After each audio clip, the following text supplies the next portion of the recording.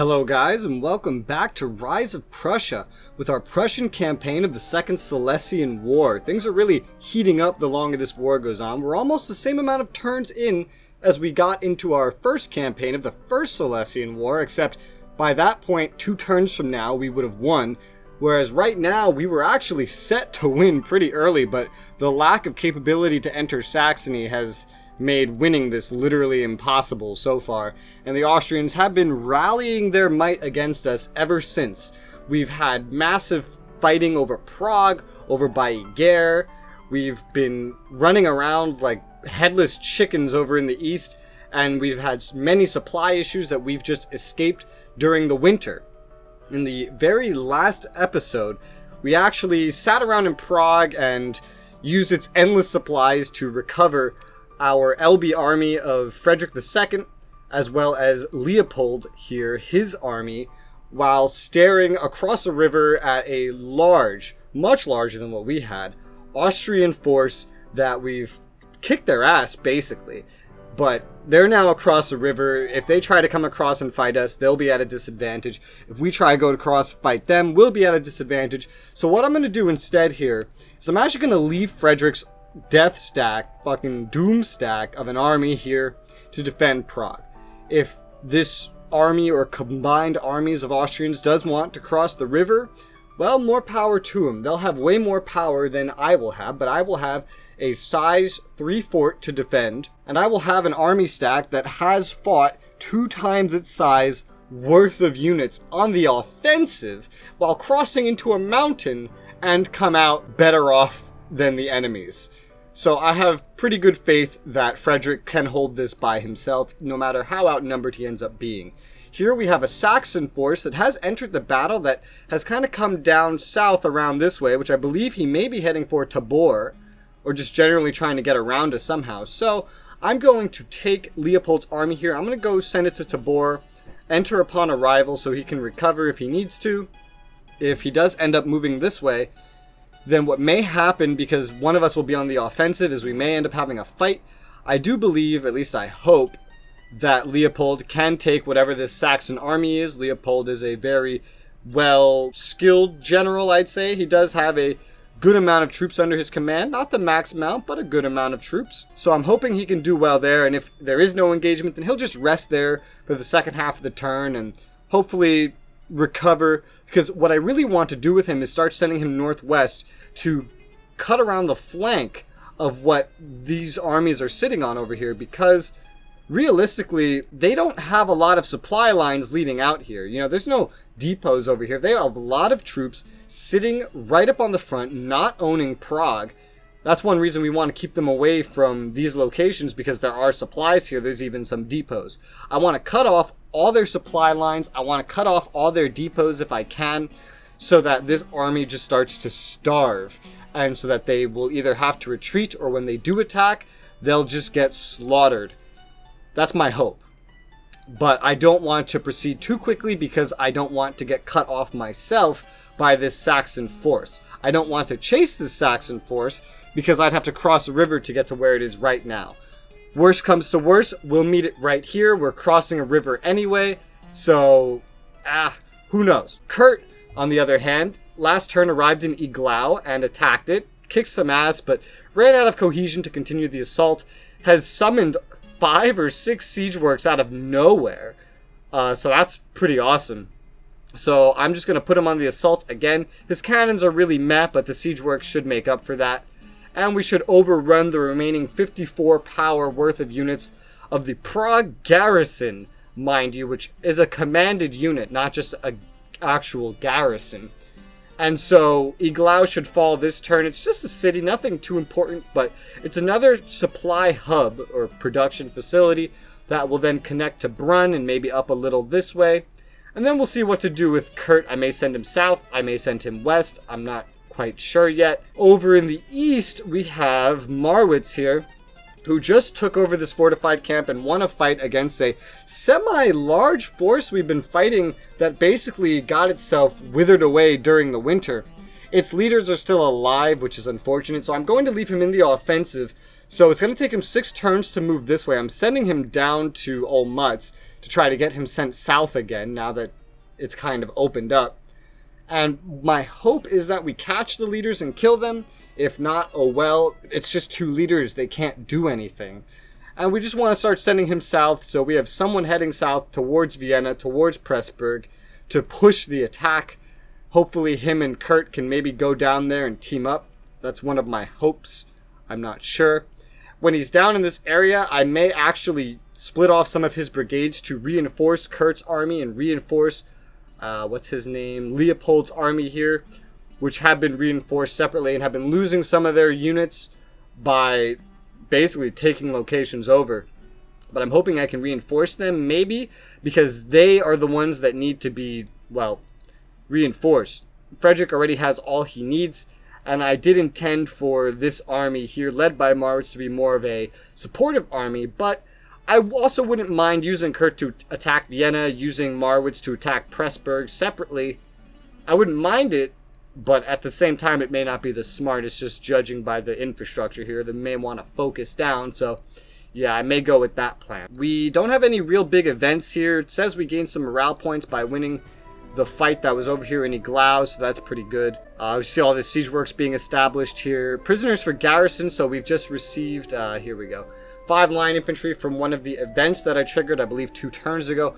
I'm going to go ahead and I'm going to trigger the remaining Call to Cantonists here event, which is $45,000, 10 war supply, 2 morale, 5 engagement points. Nothing really that bad. We have more than enough resources for it.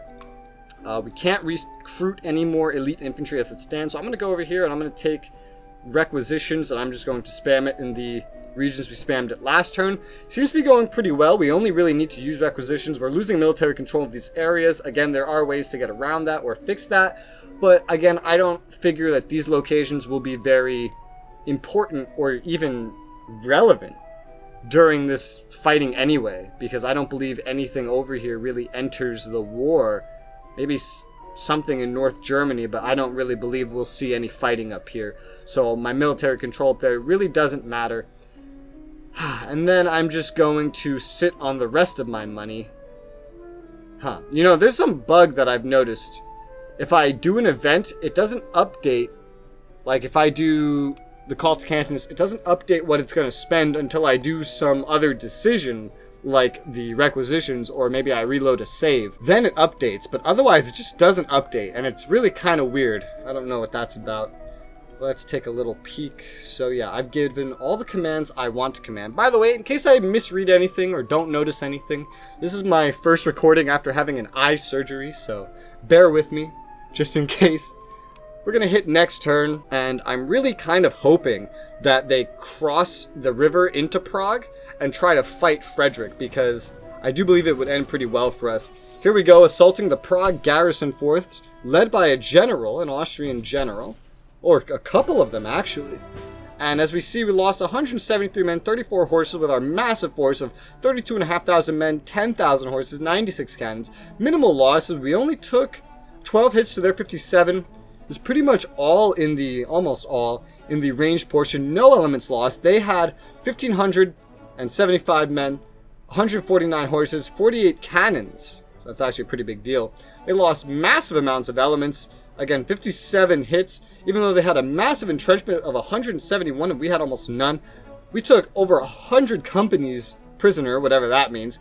They lost for sure between deaths and prisoners over 1,000 men, 32 horses, and 10 cannons. That's pretty substantial. In fact, I believe that they probably lost Iglau in this turn. I would hope so anyway. Oh, what the fuck? What the fuck? Are they crazy? Okay, I need a moment to digest this. Okay, so looks like not the whole force, but a massive force of Austrians, a large enough force, has crossed through Prague and seems to be traveling behind our lines towards either Olmutz or Brunn. I wouldn't say Iglau. Now, this is weird, and it's not necessarily a terrible thing, because I'm going to take some precautions here. So one thing to note first is that we won the Battle of Iglau, and we actually captured some artillery during it. Now, Kurt, he has enough artillery. In fact, he's a little tired from that battle. So what I'm going to do with him is I'm just going to keep him on the defensive. I'm going to put him in Iglao to defend it and just rest and recuperate his cohesion for the rest of the turn. This artillery, I'm going to leave him passive, put it on evade combat. I'm going to send it up to Olmutz to meet up with Marwitz here, who only actually has one artillery unit. He could definitely use it. Unfortunately, it will not reach him this turn. Also, unfortunately, he is deactivated this turn, so his movement has slowed. His cohesion from going through the mountains and just moving in general, especially while deactivated, is lesser, and he's going to be moving for about half the turn anyway. So what I'm going to tell him to do is arrive at Olmutz and sit there, not just to recover, but to play a little cautiously so that he's ready while we watch this Austrian force. Because again, I believe it's going for either Brunn or Olmutz. If he's sitting at Olmutz, then this force isn't going to accomplish anything. If he's going for Brunn, then we can kind of sandwich him in between a recovered Kurt and a recovered Marwitz, is my hope. That's why I also have this artillery on passive and evade. It's such a small unit, it would be very hard to spot by the Austrians anyway, so I'm just hoping it can invade anything that happens and get to Olmutz. Not next turn, of course, but before any battles start. This force also is going to be behind, my lines. It's not going to have any supply open to it. Like, it would have to take a location that produces supply or a location with a depot to have any supply, really. Its only other option is to pillage. It may have some supply trains with it, which we see it does. It has 2 supply trains with it, but especially with it moving and this many units with it, it's not going to last very long, I don't think. Like, it may get a turn or two, but the longer it stays back here without taking anything, it will start suffering massive damage and casualties, and then just be easy to basically wipe out. And whereas the leaders might get away, as the leaders over here, by the way, did get away, the leaders that were in Iglao seem to have gotten away too. The event said something about them succeeding at retreating. Yeah, retreating from a battle at Iglao, day 1, hour 1 after taking 2 hits, yeah. So they succeeded at retreating. That's not really the thing we have to worry about. The thing we have to worry about is the actual units. And as we kill the units, they're not going to get them back. This isn't a game where you can just recruit new units all the time. Speaking of recruiting new units, we can recruit another elite infantry, as we just did recruit an elite infantry. So we're going to get that going. Make sure those are staying on the assembly line. We can get some line infantry going as well. So we're just going to get as much as we can going. Just because, we need them. We keep using all of them. Requisitions, we're going to continue that. This should be the last time we get to use them in these 3 little regions here. And let's take a look. I'm going to continue to just leave Frederick here for the time being. He's serving his purpose. He's keeping most, at least probably half of the total Austrian forces on the map just held up here at a location where I can guarantee you they're not getting supplies. They may have open supply lanes, but the nearest thing of theirs that actually produces supply is here. This location may be passing supply through Carlsbad because they own the area around Carlsbad, even if they don't own Carlsbad. But supplies only travel 2 hexes or regions, 3 max. So 1, 2, 1, 2. This would be the cutoff point here. It may reach here, but if it does, it's going to be a small amount, and I really doubt it's reaching there, is what I'm going to say. I really doubt it's reaching there. It's really hard to find information on how far it reaches. I wish they gave you more information on it in-game.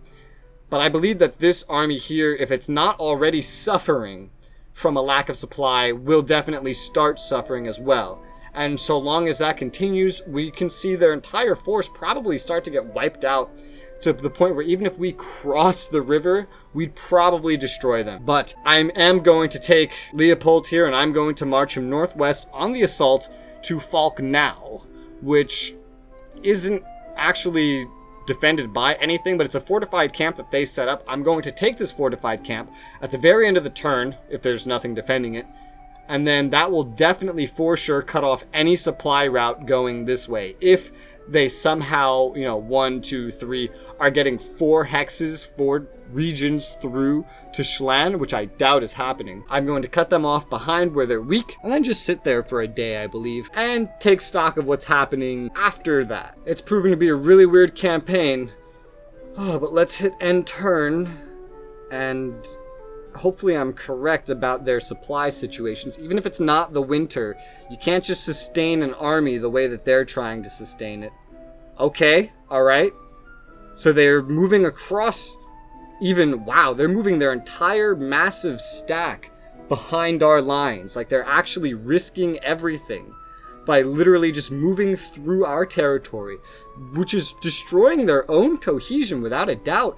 And it looks like they haven't really moved past. They've either stopped here or they've gotten stuck here. I'm not sure which it is, but they haven't made any progress going towards Olmutz or Brunn, which is actually very good for us. There's a minor Saxon force here, which may be some remnants of the force we saw over here. Maybe they headed north, split up their units with this massive force. That's what I'm hoping. As it stands, I think we're actually safe to take the LB army out of here. While that would leave only 251 power to defend this location, it looks like there's not a lot of power here. If those are the power ratings that I'm looking at, then that means there's only a brigade, an artillery battalion, and another worn out brigade. Like, there's nothing here. It's either already completely worn out or it's very weak as it stands. So I'm going to take Frederick.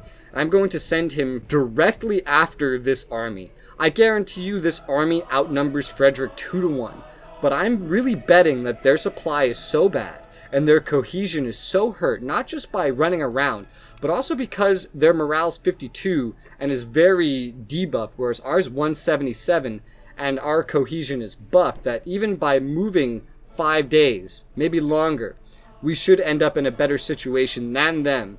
And since we'll be moving into their territory, it will actually put us into the offensive, which should help. I'm going to leave him in the defensive at first because that will ensure that our cohesion variation per day is better. It looks like we took Falk now with no issue. Can I see it? Yeah, while taking Falk now, we've captured supply carts and crates of ammunition. Oh, they did manage to get some supply here from Eger, almost certainly. And basically just took it for ourselves, so that's good. They're definitely not getting any at Schlon. I could move over to Schlon and try to get rid of this force, but I want to make a big statement. I want to hurt them really badly. So I'm going to send Frederick, my best army, even if he is going to be outnumbered, after a very inefficient combined Austrian force. Marwitz is still deactivated. I am going to look at cannibalizing his force a little bit. This is a very strong brigade made up of elite infantry. I am going to take it. Where is it? Where's the one that is... Oh no, I'm looking at Marwitz's force. Here we go. Elite infantry. Oh, even this guy's deactivated. That's funny. I'm going to send this over to Kurt. And, no, he's not activated, so I can't tell him to avoid combat. That's sad.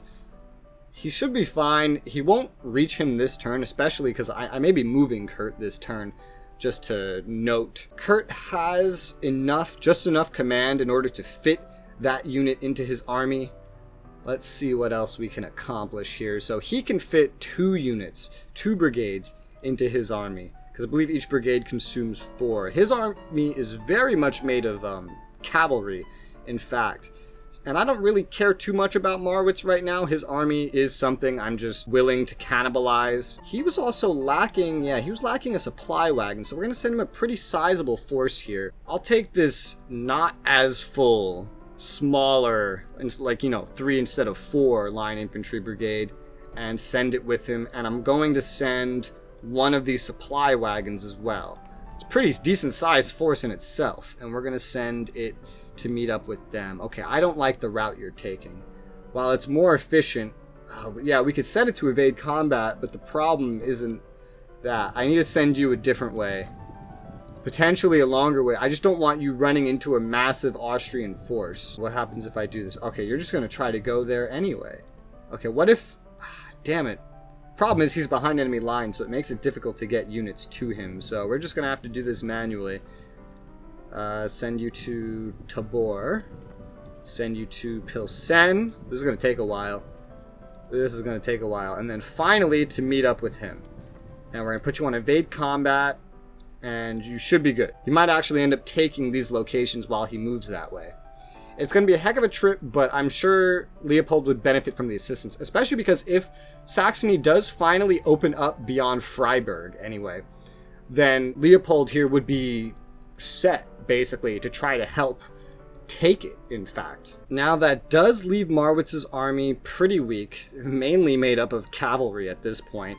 There's, yeah, it's not the best army, but it can still accomplish something behind our lines, and that's for sure. Which, now that I think about it, the way that I have cannibalized him, because I didn't plan this at first, kind of changes things up a little bit. I think I'll further cannibalize him.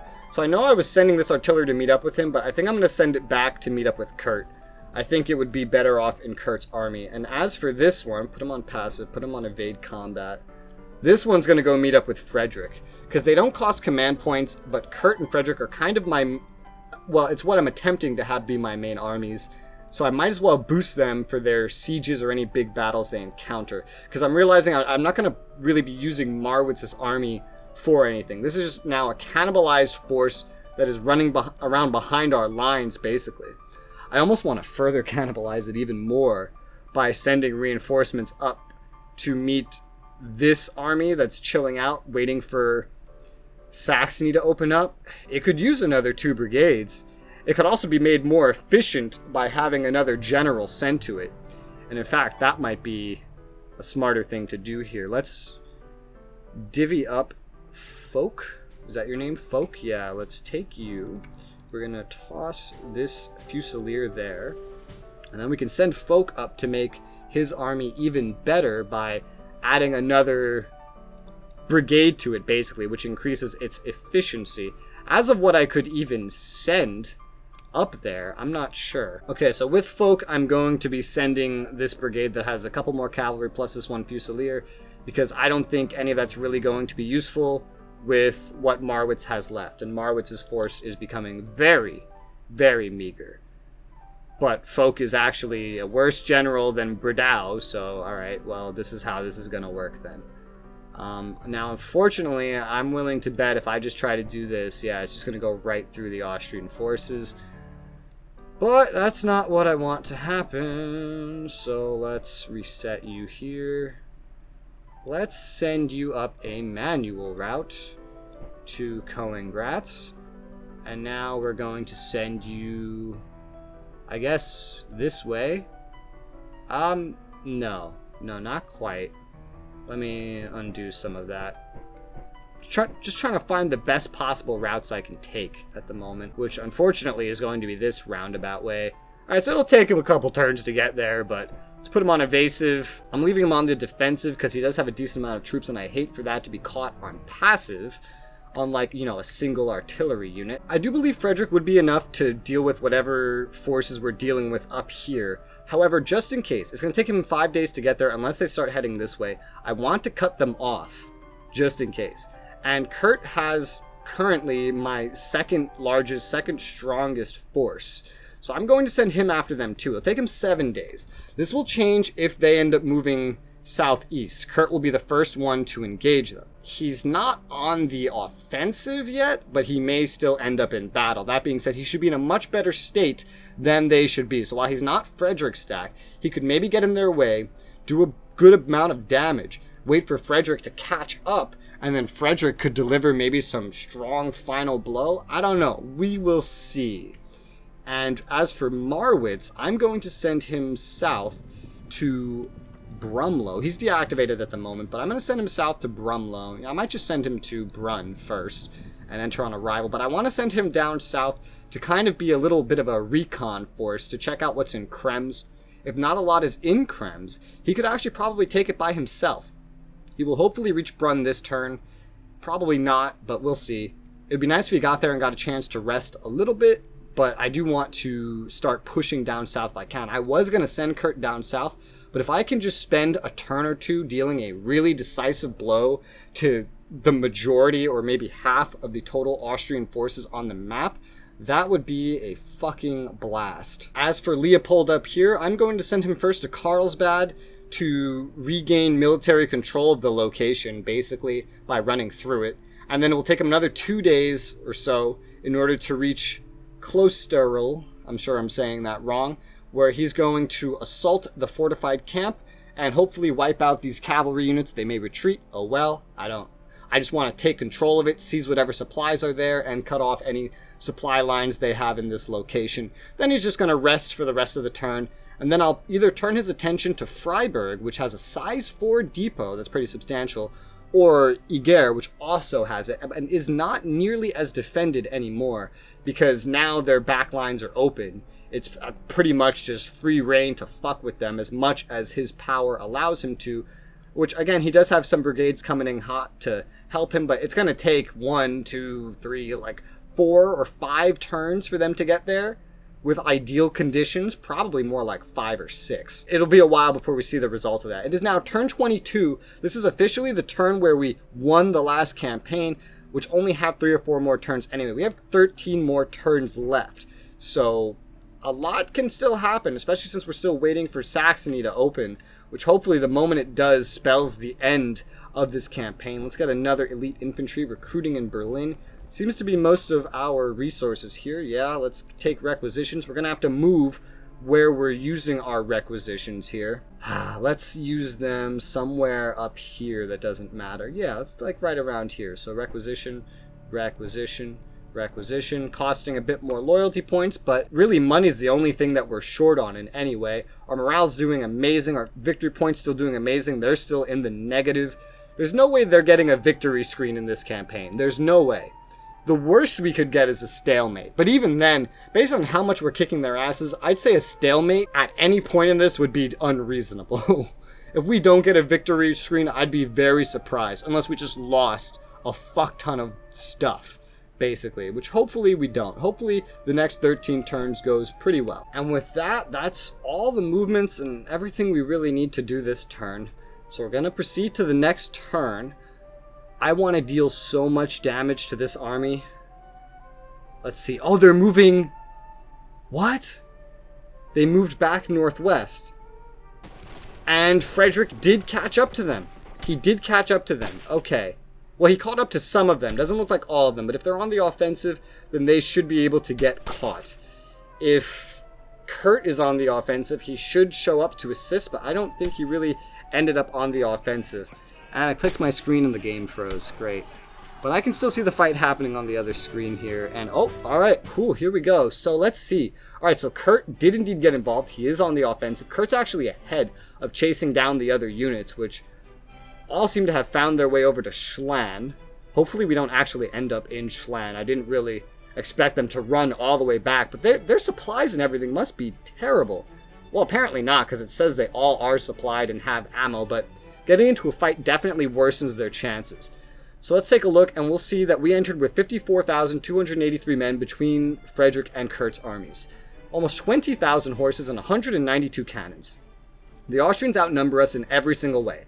87,000 men, almost 36,000 horses, and 240 cannons. Like, you'd think there'd be no way for us to win this. And in fact, it didn't go all nice for us, because we lost about half of what they lost. 1,209 men to their 2,000, almost 400.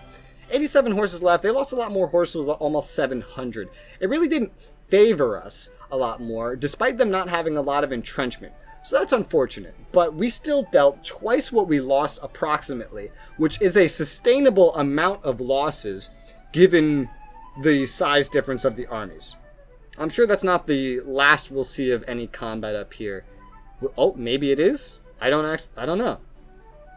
Is that all we're going to see of the combat up here? Oh, okay. There is more. It does look like they are moving on Prague, in fact, while we've been running around like this. So Frederick may have to go back, and Kurt may just be in the right place to fight a gigantic war anyway. Frederick has run into more of their army. Just a single column of it by the looks of it, but I'm sure Kurt and all the others are getting involved as well. Yep. So we see, oh, they didn't get quite as much. Some of their units were left out of the fight. The Saxons did arrive in Prague, which is something to take note of, and they've probably taken control, or they will take control of the area as it stands. So we've engaged with still basically both armies, 53,000 men, almost 20,000 horses, 192 cannons. They had slightly less this time with 62,000 men, 24,000 horses, 96 cannons. We lost 925 men to their 3,326, so that's actually a lot better. 243 horses lost to their 1,411. They had absolutely no fortifications this turn. Took some prisoners, wasn't really very decisive. They lost one element. Hit-wise, they're taking a lot more than us, which is good. But as it stands, what we're encountering is not the most sustainable thing. It's not quite the streak of victories that I was hoping for. But, okay, we have, one more battle before the end here. Frederick has moved from Sasau over to just south of Prague and engaged maybe the same column that was running away. I'm not sure, but we have one final engagement before the end here. Judging by this bar, we can see that we probably have all of the Austrian forces taking part in this battle. No, okay, the same amount as last time. Well, they were still outnumbered, so it makes sense. Ooh, this one didn't go quite as well. This is the first time I think we've ever lost an element in this entire session. We may have lost one prior, now that I think about it, but we lost an element, unfortunately, losing about 2,000 men, 435 horses to their 3,000 men, 1,150 horses. Again, they're still losing a lot more than us, and so far, it's semi-sustainable.